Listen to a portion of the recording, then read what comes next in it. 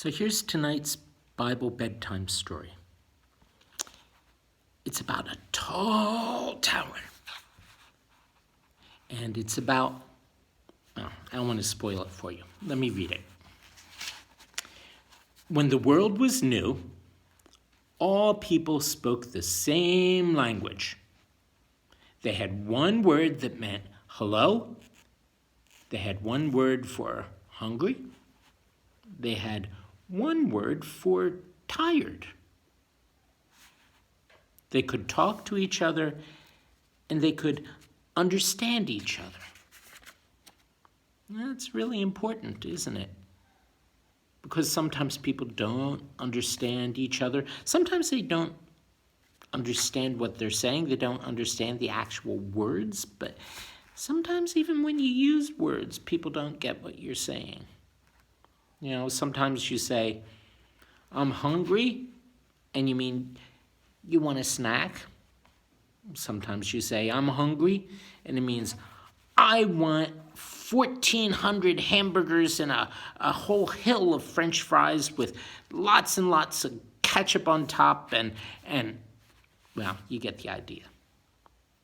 It's hard sometimes to understand. And we do misunderstand each other. Well, let me read on, okay?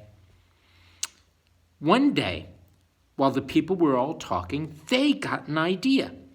They said, let's make some bricks and build a tall tower. Let's build it so tall that it reaches heaven. Then everybody will say, we're the greatest people in the world. Here's how somebody pictures it happening. Big, tall tower. They've got cranes on it. They're hauling bricks up, and they're building up way into the sky, up into the clouds. And they're telling everybody, when they see it, they'll say, we're the greatest. But God didn't want them to build, not that tower. He saw they were being selfish and proud. So, he gave each person a different language. Now, when one person spoke to another, all of their words sounded different. Like some people say good morning, and some people say bonjour, and some people say buongiorno, and some people say buenos dias, and some people say guten morgen, and some people say maayong montag. They're all saying good morning, but it's in their own language. And the people, when that happened, the people were mixed up. They couldn't understand each other, and they couldn't cooperate anymore. You know what that means, cooperate, work together? No?